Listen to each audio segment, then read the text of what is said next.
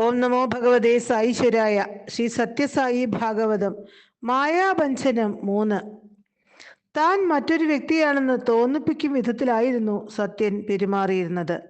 പ്രായത്തിൽ കവിഞ്ഞ പാണ്ഡിത്യം ബാലൻ പ്രകടിപ്പിച്ചു. സ്വഭാവത്തിൽ മാത്രമല്ല, ശാരീരിക നിലയിലും ഈ അസാധാരണത്വം ഉണ്ടായിരുന്നു. ചില സമയം 10 ആളുടെ ശക്തി കാണിച്ചു. ചിലപ്പോൾ വാടിയ താമരത്തണ്ട് പോലെ തളർന്നു കിടന്നു. ഉപദേശിക്കാനും ഗുണദോഷിക്കാനും വന്നവരെ ബാലൻ ഗുണദോഷിച്ചു വിട്ടു. അവരിൽ പലരുടെയും അഹങ്കാരത്തെ ചടുലമായ വാദഗതികൾ കൊണ്ട് തകർത്തു. അവർ ലജ്ജിതരായി മടങ്ങി. ആകാരത്തിലും പ്രായത്തിലും മാത്രം ചെറുതായ മഹാപണ്ഡിതനാണ് തങ്ങളുടെ മുന്നിലെന്ന് അവർക്ക് മനസ്സിലായി. ഇതെല്ലാം കണ്ടും കേട്ടും സഹിച്ചും ഈശ്വരാംബയ്ക്ക് വയ്യാതായി. ഒരു ദിവസം അടുത്തെങ്ങും ആരുമില്ലാതെ അമ്മയ്ക്ക് മകനെ കിട്ടിയ സന്ദർഭം. മകന്റെ തിളക്കമാർന്ന മിഴികളിൽ തൻ്റെ ദൃഷ്ടികൾ ഊന്നി ഈശ്വരാംബ തിരക്കി. സത്യ, നിനക്ക് എന്തു പറ്റി? നിന്റെ രോഗത്തിൽ എല്ലാവരും വേദനിക്കുകയാണ്. ബ്രഹ്മാനപ്പള്ളിയിലെ മന്ത്രവാദി പറഞ്ഞത് നീ അറിഞ്ഞോ? നീ മൗനമായി വെറുതെ ഇരിക്കുന്നത് ഒരുതരം പനി കൊണ്ടാണത്രേ. നീ വേഗം നടക്കുന്നത് കാണുമ്പോൾ അയാൾ പറഞ്ഞു അത് മറ്റൊരു തരം രോഗമാണെന്ന്. പക്ഷെ എനിക്കറിയാം മോനെ, നിനക്ക് ഒരു രോഗവുമില്ല. നീ പണ്ഡിതന്മാരെ പോലെ സംസാരിക്കുന്നതിന് കാരണം നിന്റെ ശരീരത്തിൽ കയറിയിട്ടുള്ള ഏതോ പണ്ഡിതന്റെ ആത്മാവാണെന്ന് പറയുന്നു. നീ വെങ്കമ്മയോട് കർപ്പൂരം കത്തിക്കൂ, ദേവന്മാർ വരുന്നു എന്നൊക്കെ പറയുന്നത് ബുദ്ധിഭ്രമം കൊണ്ടാണത്രേ. ഇത്രയും പറഞ്ഞപ്പോഴേക്കും ഈശ്വരാംബ നിയന്ത്രണാതീതയായി. സത്യനാകട്ടെ അക്ഷോഭ്യനായി എല്ലാം കേട്ടു. തിരുമുഖത്ത് ഒരു വികാരത്തിൻ്റെയും നേരിയ ലാഞ്ചന പോലും ഉണ്ടായില്ല. അപ്പോഴേക്കും ഈശ്വരാംബയുടെ കണ്ണുകൾ നിറഞ്ഞു. അവർ അപേക്ഷാസ്വരത്തിൽ പറഞ്ഞു, സത്യ, എന്താ ഇതെല്ലാം? നീ ഒരു സാധാരണ ബാലനെ പോലെ ആകൂ. മിടുക്കനായി സ്കൂളിൽ പോകൂ. ഗുരു, ബ്രഹ്മജ്ഞാനി എന്നൊക്കെ നിന്നെ ചിലർ വിളിക്കാറില്ലേ? അതെല്ലാം പരിഹസിച്ച് വിളിക്കുന്നതാണ് മക്കളെ. അമ്മയ്ക്ക് ഇതൊന്നും സഹിക്കാൻ വയ്യാതായി. അതിൽ കൂടുതലൊന്നും പറയാൻ ഈശ്വരാംബയ്ക്ക് കഴിഞ്ഞില്ല. അവർ ഏങ്ങലടിച്ചു. 2-3 ദിവസം കഴിഞ്ഞപ്പോൾ ഒരു കുടുംബ ബന്ധു വന്നു. സത്യന്റെ ഇപ്പോഴത്തെ അവസ്ഥ അറിയാൻ വന്നതാണ്. സത്യനാരായണൻ അറിയാതെ അദ്ദേഹം പറഞ്ഞു, ഗൊരണ്ടല്ലയിൽ ഒരു വൈദ്യനുണ്ട്, മഹാമിടുക്കൻ. സത്യന്റെ ഈ രോഗം അദ്ദേഹം ചികിത്സിച്ച് സുഖപ്പെടുത്തും. സത്യൻ പലതും കാണുന്നു, കേൾക്കുന്നു എന്നൊക്കെ പറയുന്നത് ഒരു തരം മാനസിക ഭ്രമം കൊണ്ടാണ്. വളരെ സൗമ്യമായ ചികിത്സാ രീതിയാണ് അദ്ദേഹത്തിൻ്റെത്. ഈ വാർത്ത മാതാപിതാക്കൾക്ക് ആശ്വാസകരമായി തോന്നി. ഉടൻ തന്നെ സത്യനെ കൊണ്ടുപോകാനും അവർ തീരുമാനിച്ചു. അവർ പെട്ടെന്ന് ഒരുങ്ങി വണ്ടിയിൽ കാളകളെ കെട്ടി. സത്യനെ സൂത്രത്തിൽ വണ്ടിയിലും കയറ്റി. വണ്ടിക്കാരൻ ചാട്ട ചലിപ്പിച്ചു. മണികൾ കിലുക്കി കാളകൾ യാത്ര ആരംഭിച്ചു. യാത്രക്കിടയിൽ അവർ വൈദ്യന്റെ മിടുക്കിനെ പറ്റി സംസാരിച്ചു കൊണ്ടിരുന്നു. സത്യൻ മറ്റേത് ലോകത്തിലെന്ന പോലെയാണ് വണ്ടിയിലിരുന്നത്. കുറേ ദൂരം യാത്ര ചെയ്തു. നമ്മൾ എവിടേക്കാണ്? സത്യൻ തിരക്കി. ആരും ഒന്നും പറഞ്ഞില്ല. ഗംഭീരമായ സ്വരത്തിൽ സത്യൻ പറഞ്ഞു, എനിക്ക് എവിടെയും പോകേണ്ടതില്ല, നമുക്ക് ഉടൻ മടങ്ങാം. ആ വാക്കുകളിലെ ആജ്ഞാശക്തി ദൃഢമായിരുന്നു, ശക്തമായിരുന്നു.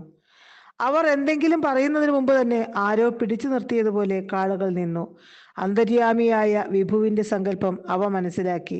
വണ്ടിയിലുണ്ടായിരുന്നവർ സ്തംഭിച്ചു പോയി. വണ്ടിക്കാരൻ ചാട്ട ചുഴറ്റിയടിച്ചു. തെല്ലിട പോലും മുന്നോട്ട് വെക്കാൻ അവ കൂട്ടാക്കിയില്ല. വണ്ടിക്കാരൻ കോപത്തോടെ കാളയുടെ വാലിൽ പിടിച്ച് ചുഴറ്റി. ദുസ്സഹമായ വേദന സഹിച്ചുകൊണ്ട് മഹാപ്രഭുവിന്റെ ഇച്ഛയ്ക്ക് വഴങ്ങി അവ ഒരു പദം പോലും മുന്നോട്ട് വെച്ചില്ല. ഏകദേശം 1 മണിക്കൂർ വണ്ടിയിലുള്ളവർ മാറി മാറി കാളകളെ പിടിപ്പിച്ചു. പക്ഷേ എല്ലാം വിഫലമായി. ഒടുവിൽ അവ പുട്ടപർത്തിയിലേക്ക് മണിയും കുലുക്കി തിരിച്ചു നടന്നു. മുന്നോട്ട് പോകാനല്ലേ വിഭുവിന്റെ അനുമതി ഇല്ലാതുള്ളൂ? എല്ലാവരും അത്ഭുതത്തോടും ഭയത്തോടും കൂടി സത്യനെ നോക്കി. സത്യനാകട്ടെ ശാന്തഗംഭീരമായ ഭാവത്തിലും. ഈ സംഭവം എല്ലാവർക്കും മാനസികമായി കനത്തൊരു ആഘാതമായിരുന്നു. സത്യനാരായണനെ കുറിച്ചുള്ള ദുരൂഹതയുടെ ആഴവും വർദ്ധിക്കുകയായിരുന്നു. പുട്ടപർത്തിയിൽ നടന്ന വിവരങ്ങളൊക്കെ പെരുക്കൊണ്ടയിലുള്ള വക്കീൽ കൃഷ്ണമാചാരിയും ആരോ പറഞ്ഞറിഞ്ഞു. രാജു കുടുംബത്തിലെ വേണ്ടപ്പെട്ടൊരു ആളാണ് വക്കീൽ. തൻ്റെ സഹായം വെങ്കപ്പരാജുവിന് ആവശ്യമെന്ന് വക്കീലിന് തോന്നി. അദ്ദേഹം ഉടൻ തന്നെ അവിടെ എത്തി വിവരങ്ങളെല്ലാം വിശദമായി കണ്ടു, കേട്ടു, അറിഞ്ഞു. അദ്ദേഹം പെദ്ദ വെങ്കപ്പരാജുവുമായി ചിത്രാവതി മണൽ തീരപ്പുറത്തിരുന്ന് വിഷയം വിശദമായി ചർച്ച ചെയ്തു. ഒടുവിൽ ആത്മകഥമെന്ന വണ്ണം പറഞ്ഞു, ഞാൻ കരുതിയതിലും വളരെ ഗൗരവമുള്ള ഒരു പ്രശ്നമാണിത്. വക്കീൽ തുടർന്നു. ഏതോ വലിയ ബാധയാണ് കുട്ടിയെ ഇത്തരത്തിലാക്കിയത്. സാധാരണ ക്ഷേത്രങ്ങളിലെ പൂജകൾ കൊണ്ടോ പ്രാർത്ഥന കൊണ്ടോ അത് സത്യനാരായണ ശരീരം വിടുകയില്ല. പിന്നെ എന്തു ചെയ്യും? നിരാശയോടെ പെദ്ദ വെങ്കപ്പരാജു തിരക്കി. അതിനേക്കാൾ ശക്തിയുള്ള ദേവനെ പ്രസാദിപ്പിക്കുക. നമുക്ക് ഒരു കാര്യം ചെയ്യാം. ഘടികാചലം വരെ ഒന്ന് പോകാം. അവിടെയുള്ള നരസിംഹസ്വാമി ക്ഷേത്രത്തിൽ പ്രാർത്ഥനാദികൾ ചെയ്താൽ മാത്രം മതി. മറ്റ് ദേവതാ സ്വരൂപം പോലെയല്ല നരസിംഹാവതാരം. അത് ഉഗ്രമൂർത്തിയാണ്. ആ മൂർത്തിയെ സ്മരിക്കുന്നിടത്ത് ബാധകൾ നിൽക്കില്ല. കൃഷ്ണമാചാരി അർദ്ധോക്തിയിൽ നിർത്തി. വെങ്കപ്പരാജുവിനും ആ നിർദ്ദേശം വളരെ സ്വീകാര്യമായിരുന്നു. എങ്കിൽ നമുക്ക് ഘടികാചലത്ത് പോയേക്കാം, വെങ്കപ്പരാജു പറഞ്ഞു. ഒട്ടും താമസിക്കേണ്ട, വേഗം പോവുക. സത്യനാരായണന്റെ പേരിൽ പ്രത്യേക വഴിപാട് നടത്തി പ്രാർത്ഥിക്കുക, കൃഷ്ണമാചാരി ഉത്സാഹത്തോടെ പറഞ്ഞു. അവർ വീട്ടിലെത്തി. ഘടികാചല ക്ഷേത്ര ദർശനത്തെക്കുറിച്ച് പറയുമ്പോൾ സത്യനാരായണൻ സമീപമുണ്ടായിരുന്നു. വീട്ടുകാരുടെ ഉത്സാഹവും കൃഷ്ണമാചാരിയുടെ ഉപദേശവും കേട്ടപ്പോൾ സത്യന്റെ കോമളവദത്തിൽ പുഞ്ചിരി വിടർന്നു. കൊള്ളാം, നല്ല ആശയം തന്നെ, മെല്ലെ ചിരിച്ചുകൊണ്ട് സത്യൻ പറഞ്ഞു. എല്ലാവരുടെയും ശ്രദ്ധ സത്യനിലേക്ക് തിരിഞ്ഞു. സത്യൻ സൗമ്യനായി തുടർന്നു. ഘടികാചലത്തുള്ളത് ഞാൻ തന്നെയാണ്. എന്നെ കാണാനായി ഞാൻ അങ്ങോട്ട് തന്നെ പോകേണ്ടതുണ്ടോ? കൃഷ്ണമാചാരിയുടെ ശബ്ദം അടഞ്ഞുപോയി. ഇത്തരമൊരു പ്രതികരണം സത്യനിൽ നിന്നും ഒരിക്കലും പ്രതീക്ഷിച്ചതല്ല. താൻ നരസിംഹമൂർത്തിയാണെന്ന് പറയണമെങ്കിൽ ആ ബാലന്റെ നില എന്തായിരിക്കാം? ഈശ്വരാംബയുടെ ശ്വാസം നിലച്ചതുപോലെയായി. തങ്ങൾ വളരെയധികം ബഹുമാനിക്കുന്ന കൃഷ്ണമാചാരിയോടാണ് മകൻ ധിക്കാരം പറഞ്ഞത്. വെങ്കപ്പരാജുവിന് കോപതാപങ്ങളാണ് ഉണ്ടായത്. കൃഷ്ണമാചാരി പിന്നെ ഒരു അക്ഷരം പോലും ഉരിയാടിയില്ല. അതോടെ ആ പരിപാടി റദ്ദാക്കുകയും ചെയ്തു. 1940 മെയ് 23 സത്യൻ സാധാരണ പോലെ ഉറക്കമുണർന്നു. അന്ന് അവൻ പതിവിലുമധികം ആഹ്ലാദവാനായിരുന്നു.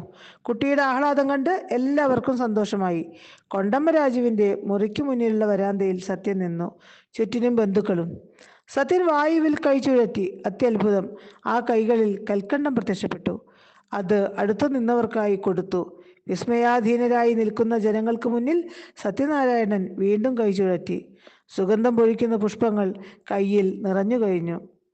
ബാലൻ പുഷ്പം പലർക്കും കൊടുത്തു. തൃക്കരം വീണ്ടും വായുവിലൂടെ വൃത്താകൃതിയിൽ ചലിച്ചു. ഇത്തവണ പാൽച്ചോർ ഉരുളയാണ് രൂപം കൊണ്ടത്. കാട്ടുതീ പോലെ വാർത്ത പരന്നു. ഞൊടിയിടയ്ക്കുള്ളിൽ അയൽവാസികൾ തടിച്ചുകൂടി. വായുവിൽ നിന്നും ഇഷ്ടമുള്ള വസ്തുക്കൾ വാരി വാരിയെടുത്ത് വിതരണം ചെയ്യുന്ന അത്ഭുത ബാലനെ കാണാനും തൊടാനും തൃക്കൈയിൽ നിന്ന് പ്രസാദം വാങ്ങാനും ഓരോരുത്തരും തിരക്കുകൂട്ടി. ഇതിനിടയിൽ ഒരാൾ പെദ്ദ വെങ്കപ്പരാജുവിനെ വിവരമറിയിക്കാൻ പാഞ്ഞു. വാർത്തയറിഞ്ഞ് അദ്ദേഹം ഞെട്ടി.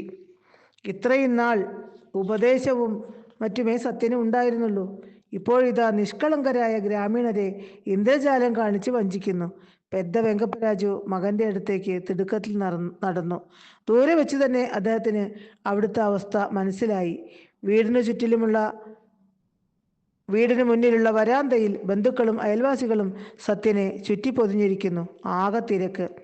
സത്യൻ വായുവിൽ കൈ ചുഴറ്റുന്നു. പെട്ടെന്ന് എന്തോ പിടിച്ചെടുക്കുന്ന വിധം കാണിക്കുന്നു. പിന്നീട് കാണുന്നത് അത്ഭുതമാണ്. സത്യന്റെ നിവർത്തിയ കൈക്കുള്ളിൽ ആഗ്രഹിച്ച സാധനം സ്ഥിതി ചെയ്യുന്നു.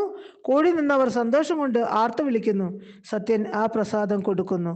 വെങ്കപ്പരാജു ദേഷ്യത്തോടെ ചുറ്റിനും നോക്കി. അദ്ദേഹത്തിന്റെ നിയന്ത്രണം വിട്ടു. താഴെ കിടന്നിരുന്ന ഒരു വടിയുമെടുത്ത് അദ്ദേഹം തിക്കിത്തിരക്കി അങ്ങോട്ട് കയറി. സത്യ! അദ്ദേഹം അലറി. പെട്ടെന്ന് എല്ലാവരും നിശബ്ദം. ആളുകൾ ആകാംക്ഷാഭരിതരായി പിന്നാക്കം വാങ്ങി. സത്യനാരായണനാകട്ടെ മന്ദസ്മിതത്തോടു കൂടി നിന്നു. കയ്യിലിരുന്ന വടി ഉയർത്തി ഭീഷണി മുഴക്കിക്കൊണ്ട് തൻ്റെ പുത്രന്റെ ശരീരത്തിൽ കയറിയ ബാധയോട് എന്നവണ്ണം വെങ്കപ്പരാജു കോപത്തോടെ ഉറക്കെ ചോദിച്ചു. ആരാ നീ? പറയൂ. നീ ദേവനോ പ്രേതമോ അതോ ഭ്രാന്തനോ? കോപം കൊണ്ട് വിറച്ചു നിൽക്കുന്ന വെങ്കപ്പരാജുവിനോട് സത്യനാരായണൻ മന്ദസ്മിതത്തോടെ ശാന്തമായി ഗാംഭീര്യത്തോടെ അരുളി. ഞാൻ സായിബാബ. ഓം തത്സത്.